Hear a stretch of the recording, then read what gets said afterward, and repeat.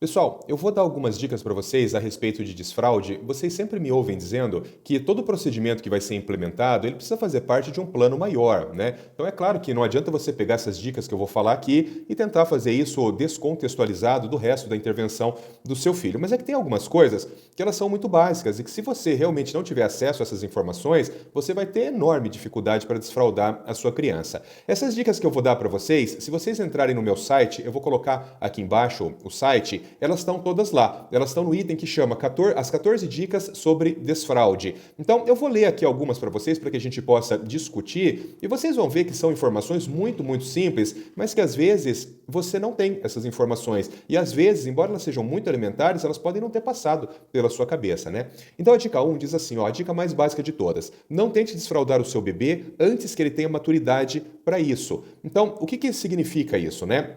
O desfraude, ele depende de um grupo de condições neurológicas, né? De maturidade do sistema nervoso central. E se você não conseguir observar essa maturidade do sistema nervoso central do seu filho, você vai tentar o desfraude inúmeras vezes e você vai ter insucesso. Lembrem-se que raríssimas crianças vão conseguir ser desfraudadas antes dos 2 anos de idade. E muitas vezes, tentativas muito precoces de desfraudar esses bebês vão levar a insucesso. Isso vai levar a um aumento da angústia da família e vai ficando cada vez mais difícil, né? Então lembra que quando a sua bexiga ela tá cheia de urina, como que vem essa vontade de fazer xixi? Porque a percepção da vontade de fazer xixi, ela diz respeito ao córtex cerebral, claro, né? É o seu cérebro que informa você que você precisa fazer xixi naquele momento. Então como isso acontece? Existe um reflexo que a gente chama de reflexo vésico central. Então a sua bexiga, quando ela está muito distendida, ela vai mandar um impulso para o seu córtex cerebral que vai informar a você que a sua bexiga precisa ser esvaziada. Nesse momento, o seu cérebro começa a tomar algumas decisões. Por exemplo, se naquele momento que você sentiu vontade de fazer xixi é um momento adequado, você realmente pode fazer xixi, simplesmente você vai levantar, vai até o banheiro, faz xixi e volta para o que você estava fazendo. Agora, se naquele momento você está fazendo alguma coisa que não pode ser interrompida, o seu cérebro ele vai mandar impulsos para a sua bexiga para que a sua bexiga relaxe e ela acumule um pouco mais de urina. É claro, pessoal, que isso existe um limite, né? Em determinado momento, quando a bexiga estiver extremamente distendida, ela vai começar a contrair de forma espasmódica e você vai começar a eliminar a urina, mesmo que você não queira urinar naquele momento, que você estivesse tentando controlar a urina naquele momento. Então, essa é a dica 1, aguarde a maturidade. Se você tentar realizar isso antes da maturidade adequada do sistema nervoso central, você vai ter sucesso.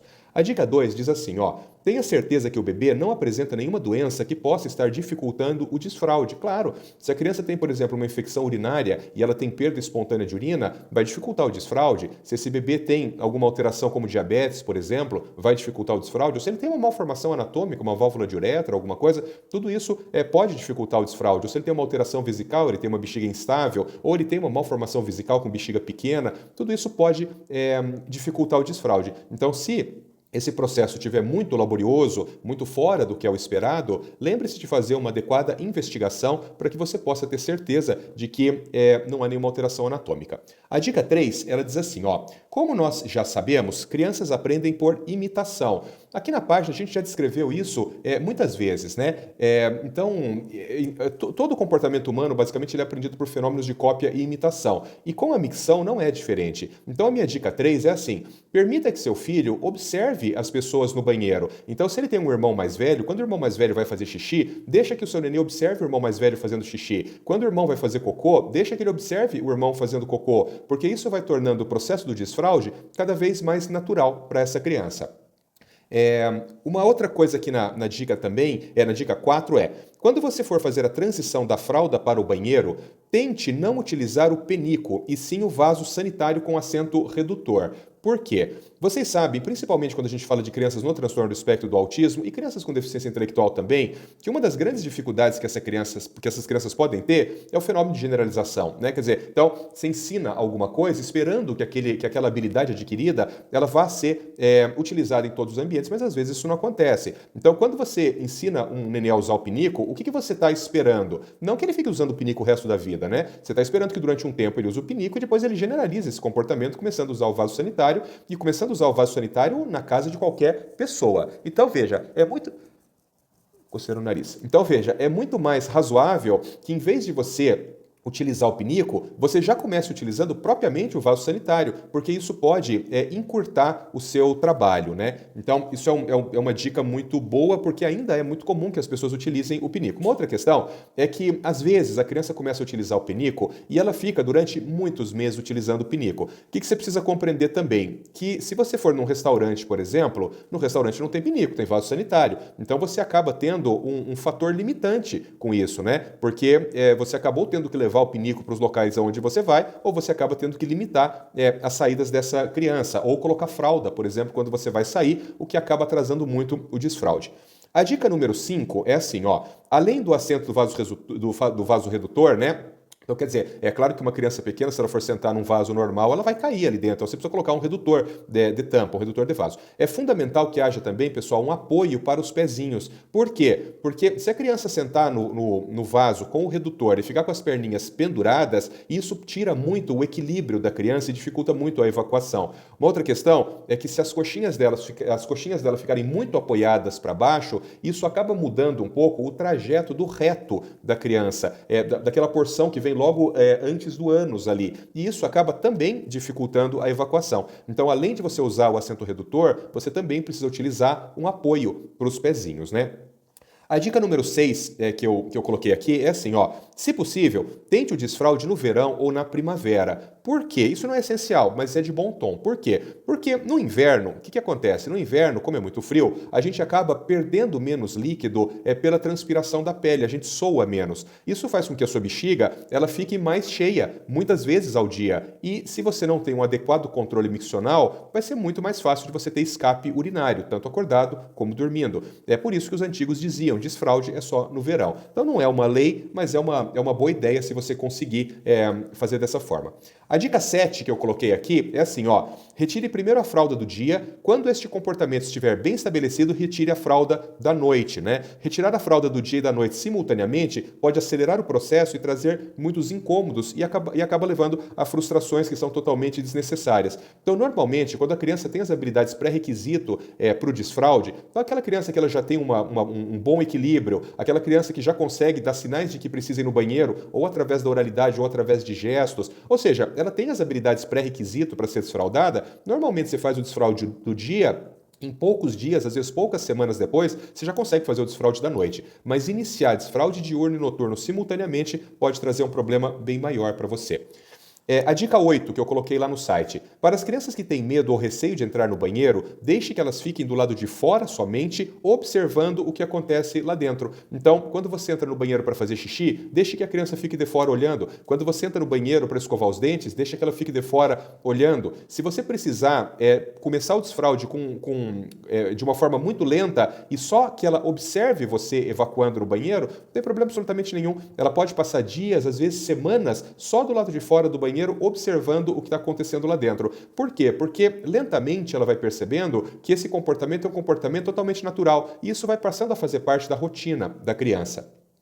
A dica 9 que eu coloquei lá, pessoal, é assim, ó, mesmo que o seu bebê seja um menino, muitas vezes treinar fazer xixi no vaso sanitário sentado é mais fácil. Por que é mais fácil? Porque muitas vezes quando o bebê sentar no vaso para fazer xixi, ele vai fazer xixi e cocô ao mesmo tempo. Então, às vezes você consegue um desfraude de urina, um desfraude de fezes junto, só fazendo a criança fazer xixi sentado. Então, isso é uma boa dica e eu pessoalmente sempre oriento as famílias assim porque eu acho muito mais higiênico mesmo para os meninos.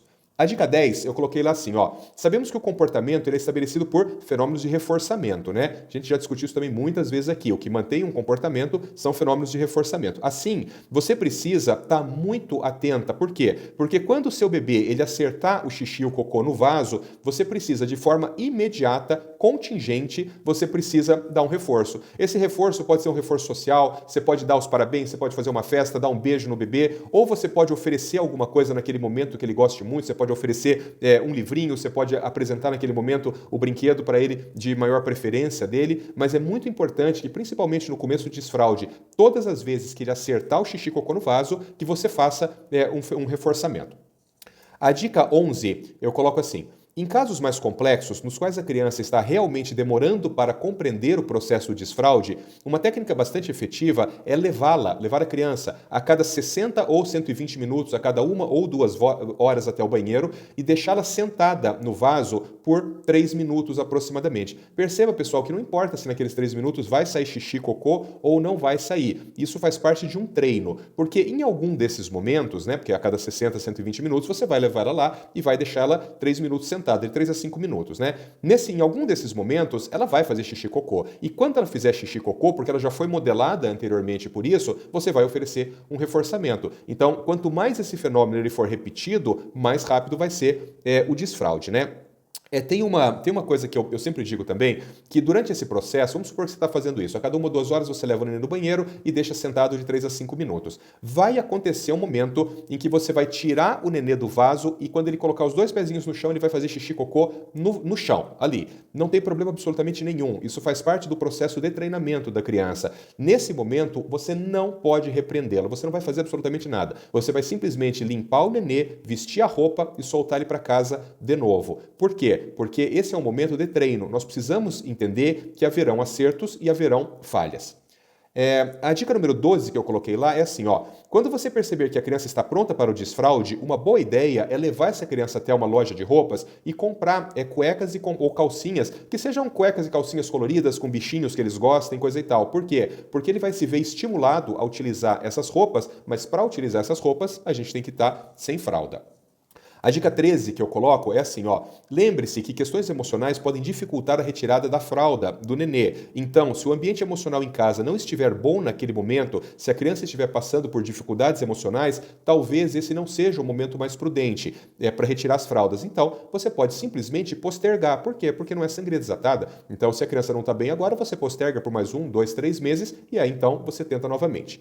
A dica 4, pessoal, que eu coloco lá é assim, ó. Sabemos que crianças com transtorno do espectro do autismo geralmente têm melhor capacidade de aprendizado por pistas visuais. Nós também já falamos isso muitas vezes aqui na página, né? Às vezes é muito difícil que a criança autista ela aprenda por cópia por informações auditivas. Então, pistas visuais sempre nos ajudam muito. Então, para muitas dessas crianças, as pistas verbais, elas são muito pouco eficazes, né? Pistas vocais, falar para a criança é muito pouco eficaz. Então, você colar imagens ilustrativas pode nos ajudar demais nesse momento.